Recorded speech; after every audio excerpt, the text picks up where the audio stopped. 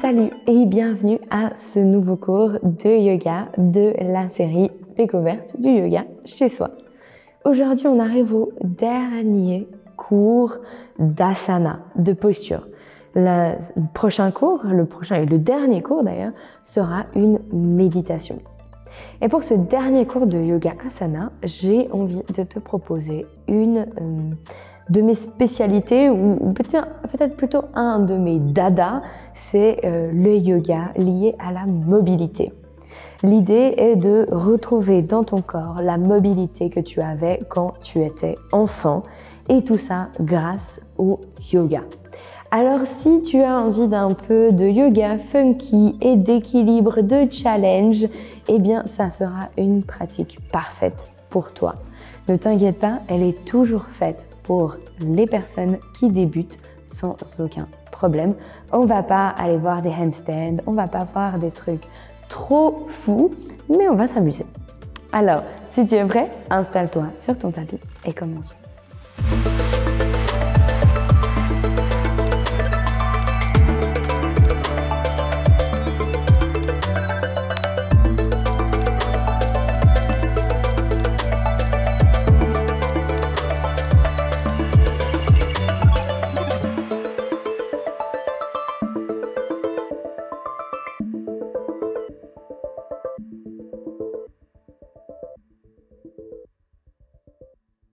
Pour commencer la pratique, je te propose de t'installer sur tes genoux à l'arrière de ton tapis, comme on l'a déjà fait plusieurs fois pendant cette série. Si cette posture n'est pas accessible pour toi, n'oublie pas que tu peux prendre un coussin, une couverture que tu roules et les mettre entre tes talons et tes fesses, simplement pour avoir un angle un peu moins grand de flexion des genoux.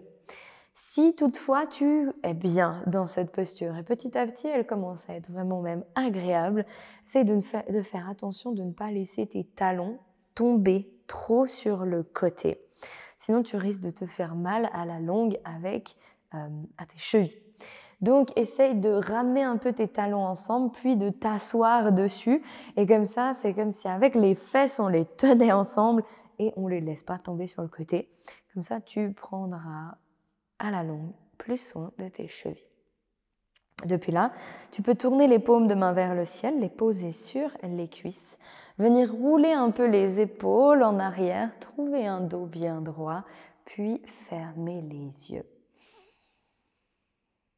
Et une fois les yeux fermés, comme à chaque pratique, on vient prendre quelques bonnes respirations. Essaye tout d'un coup de réentendre cette respiration. De l'entendre passer à travers notre nez, notre gorge. Ou peut-être plutôt que tu sens l'air frais passer à travers tes narines à l'inspiration.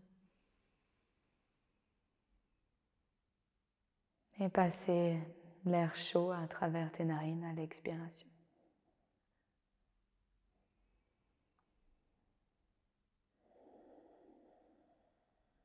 Et aujourd'hui, pour cette pratique, je t'invite à placer une intention. Peut-être que c'est un mot, un verbe, une émotion. Peut-être que tu as envie de dédier cette pratique à quelqu'un, à quelque chose. Peu importe l'intention que tu places pour cette pratique, elle te suivra pendant toutes tes respirations, pendant toutes tes postures, pendant toute la pratique. Ne va pas chercher trop loin, trouver quelque chose de difficile, de compliqué, d'exceptionnel. Écoute vraiment ton corps, ton cœur, et trouve l'intention qui va pour toi aujourd'hui.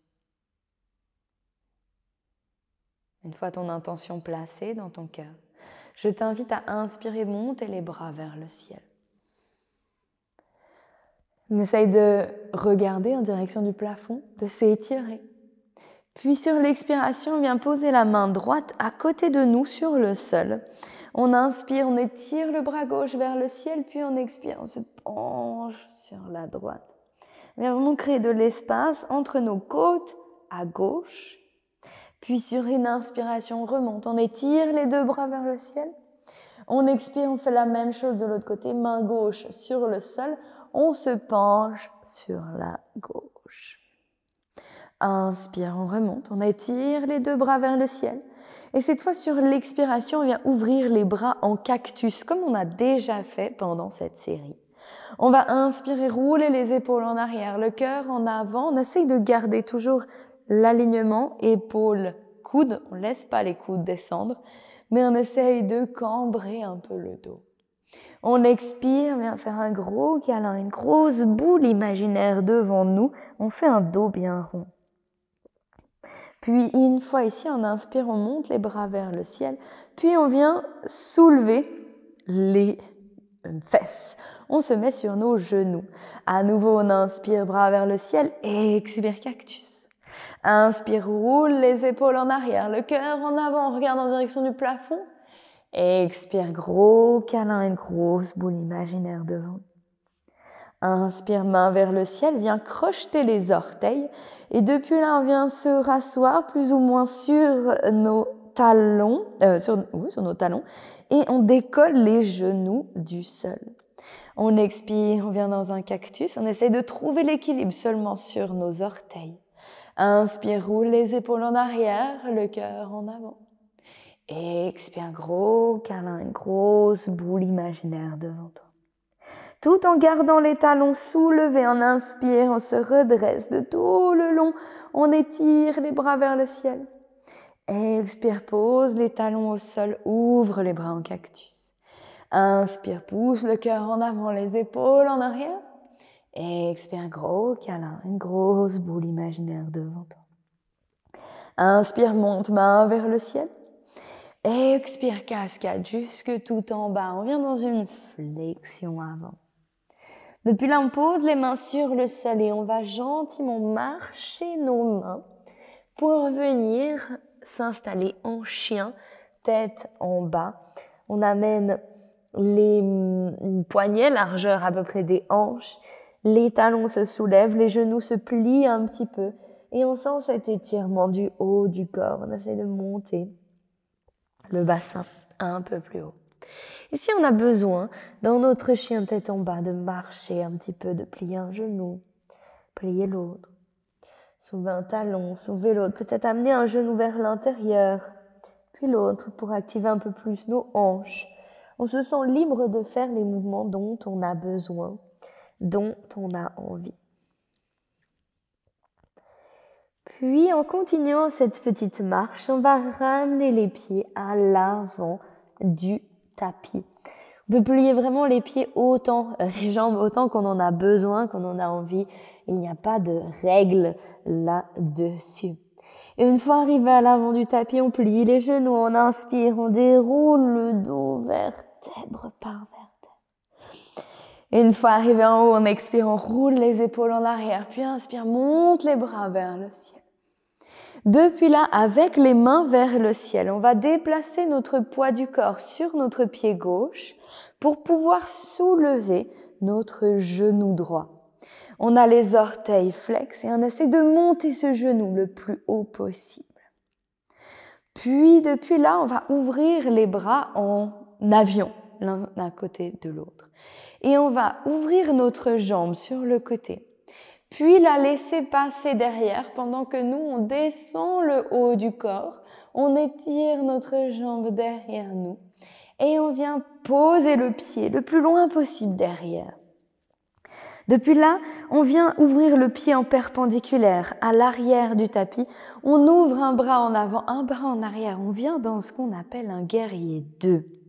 Depuis là, si comme moi tu as une ligne au milieu de ton tapis, viens aligner tes 2 talons sur la même ligne. S'il n'y a pas de ligne, tu peux aussi utiliser le bord de ton tapis. Ça va aussi très bien. Une fois là, on va tendre la jambe avant et venir amener nos pieds parallèles l'un à l'autre. On va inspirer, monter les bras vers le ciel.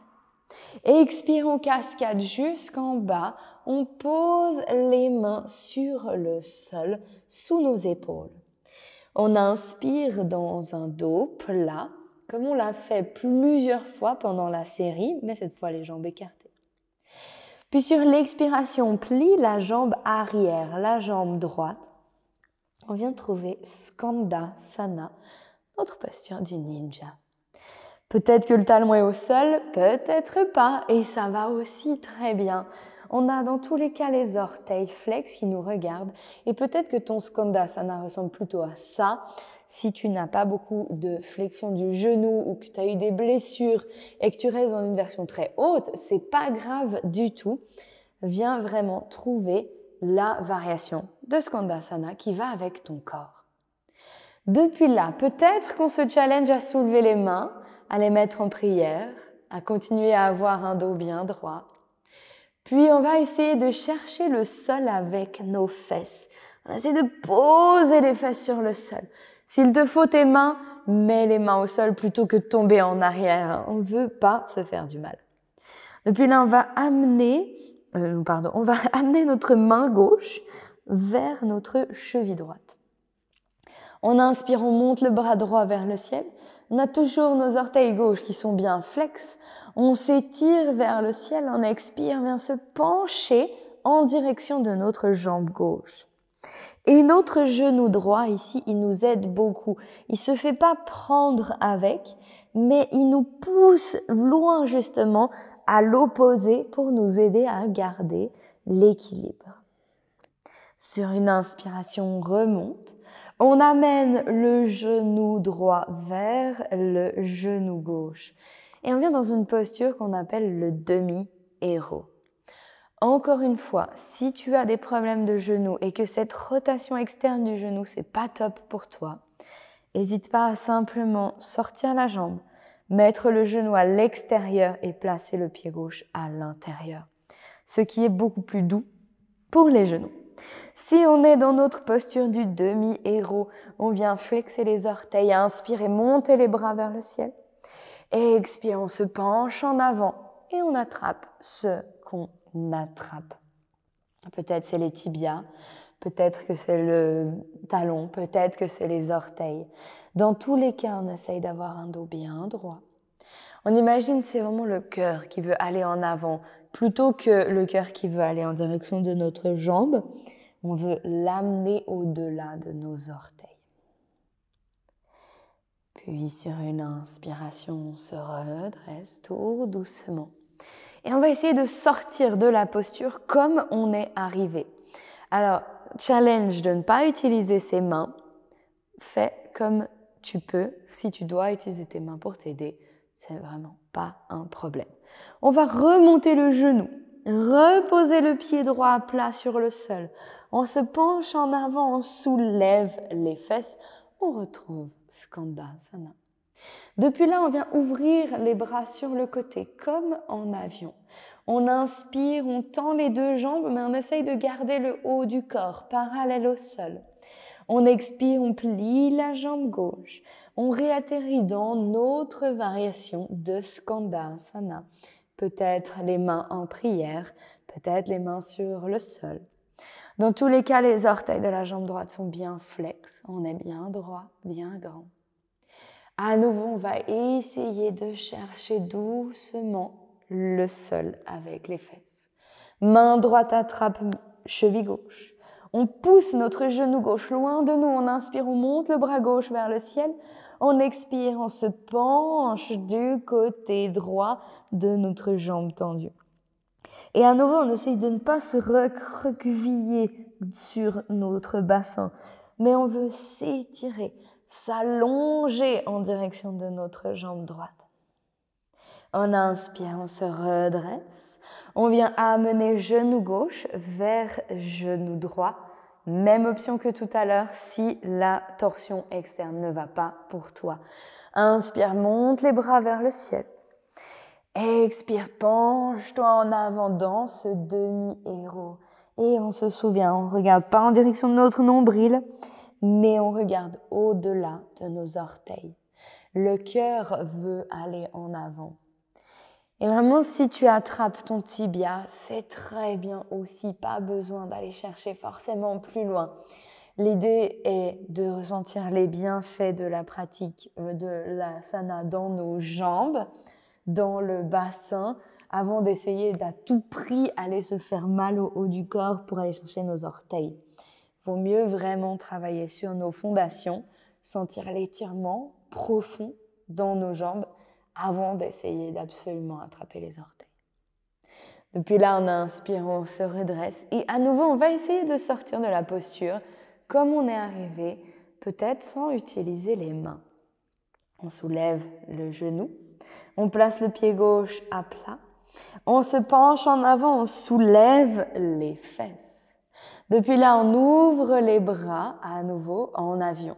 On inspire, on tend les deux jambes, on garde le haut du corps parallèle au sol. On expire, on relâche le haut du corps vers le sol. Et on essaye pendant juste un instant de laisser complètement aller notre haut du corps en direction du sol. C'est comme si on voulait vraiment amener notre tête, notre haut du crâne sur le sol. On relâche. Puis on place les mains sous les épaules, on inspire, on vient dans un dos plat.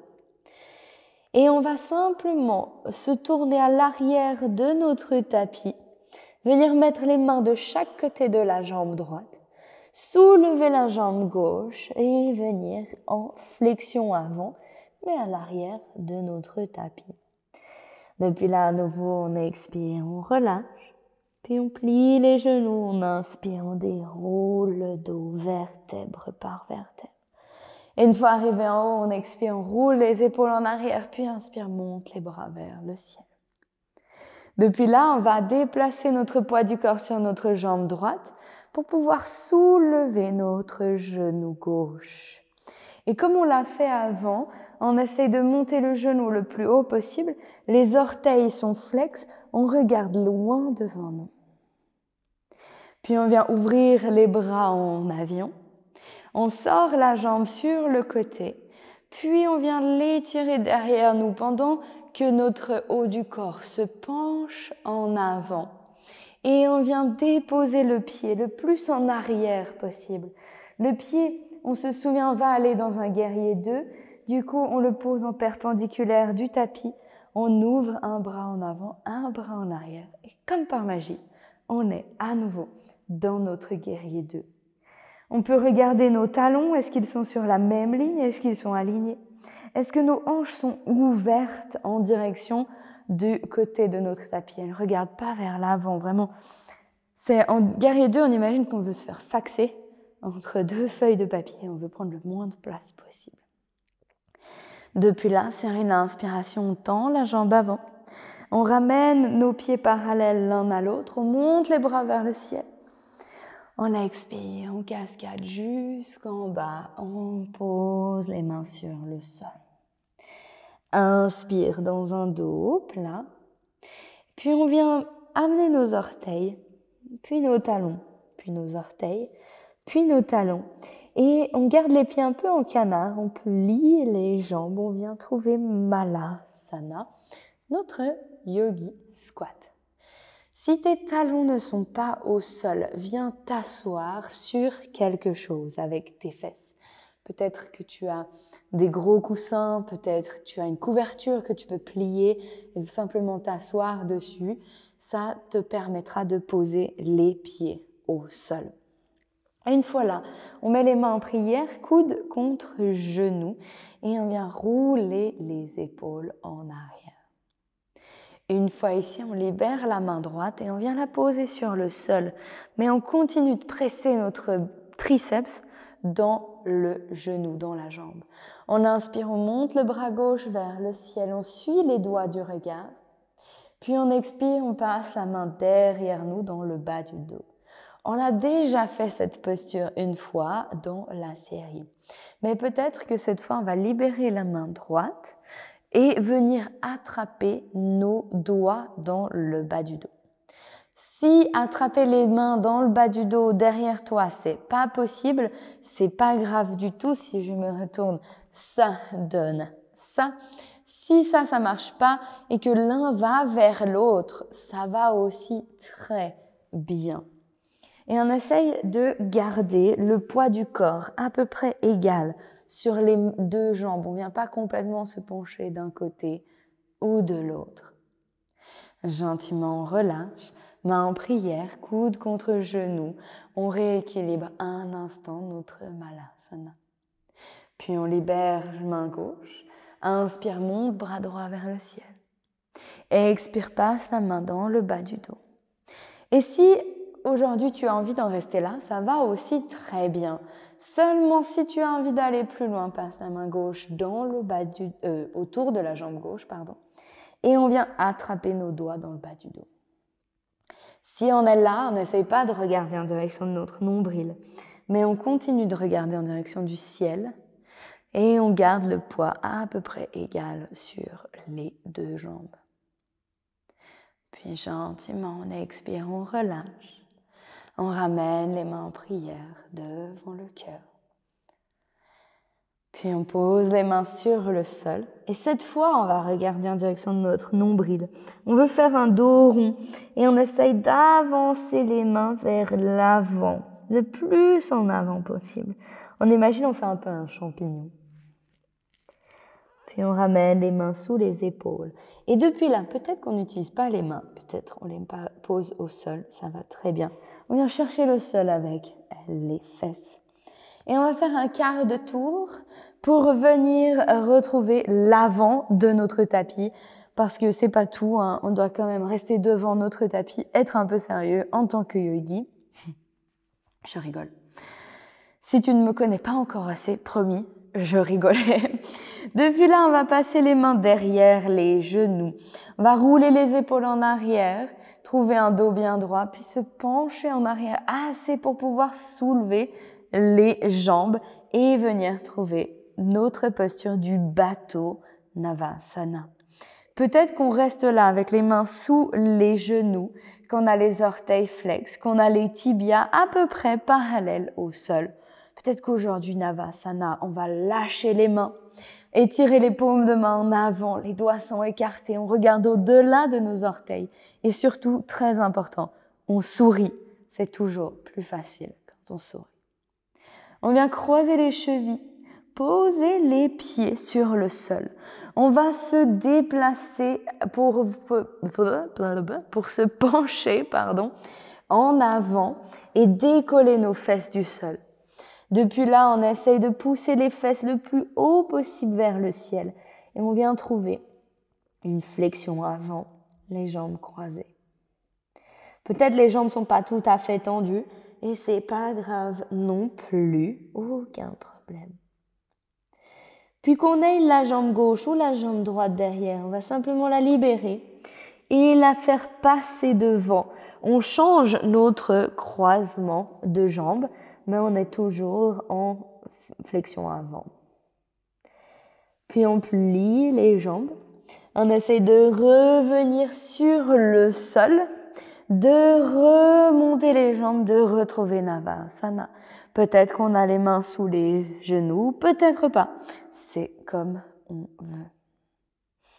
On respire.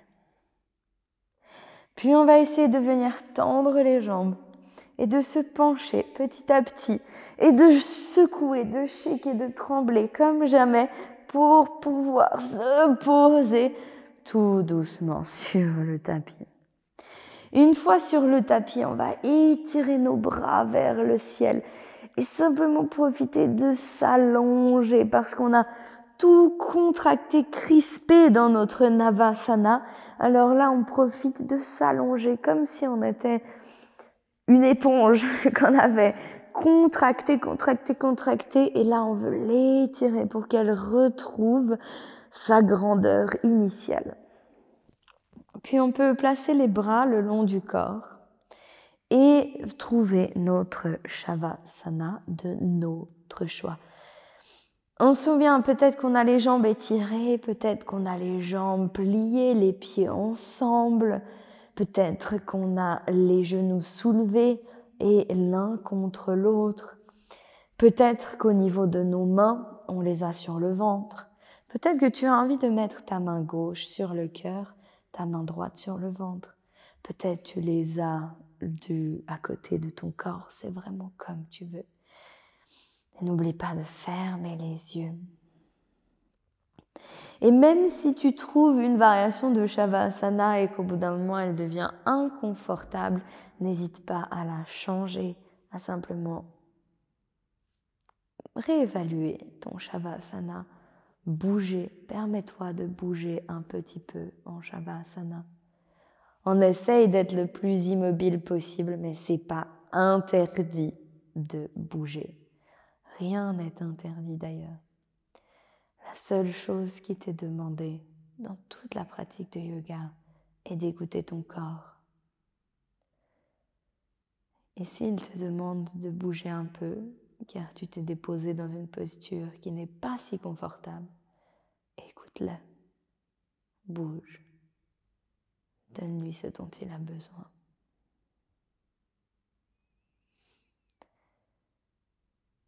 Et profite de ce Shavasana tout en douceur, tout en relaxation. Laisse ta respiration retrouver un rythme plus doux, plus naturel. Laisse tout ton corps s'enfoncer dans le sol et faire de plus en plus un avec celui-ci.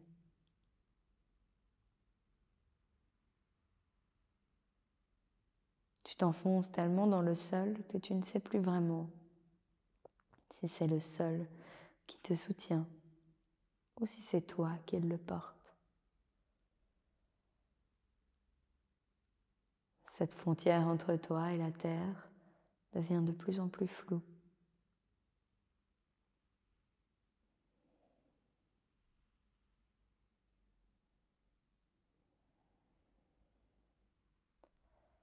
Tu ne sais d'ailleurs plus vraiment si tu pourrais bouger encore.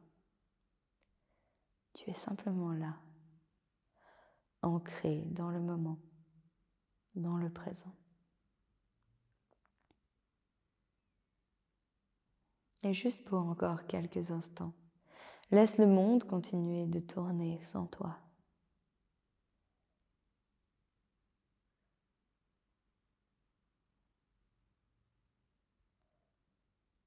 Peut-être que tu entends les bruits de la vie au loin. Peut-être que tu entends des voitures passer, des gens parler. Peut-être que tu entends la nature. Et quels que soient les bruits que tu entends, ils deviennent de plus en plus lointains, de plus en plus flous. Comme s'il y avait une bulle autour de toi qui te protégeait de tout ce monde. Et cette bulle, c'est ta pratique. C'est ta pratique de yoga.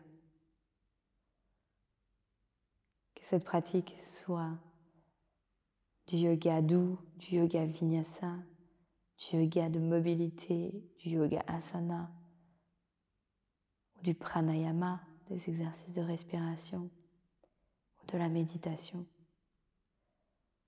Toutes ces pratiques ont le même effet, la création de cette bulle autour de toi. À l'intérieur de cette bulle, plus rien ne compte à part toi. Ton corps, ton cœur, ta respiration, ton bien-être. Dans cette bulle, plus rien n'existe à part le respect pour toi-même, le bien-être, la patience, la bienveillance. Dans cette bulle, tu es la seule maître de ta vie, de tes choix, de où tu vas, de comment tu vas aller, de qu'est-ce que tu fais, de ce à quoi tu ressembles.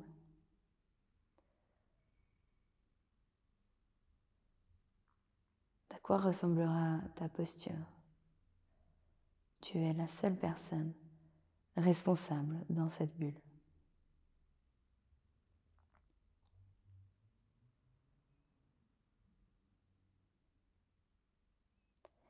Et même lorsqu'on reviendra à la réalité, lorsqu'on sortira de Shavasana, cette bulle ne s'effacera plus jamais vraiment. Elle sera toujours là, Elle t'entourera toujours. Il te suffira de revenir sur ton tapis, dans ta pratique, pour te retrouver pleinement dans cette bulle.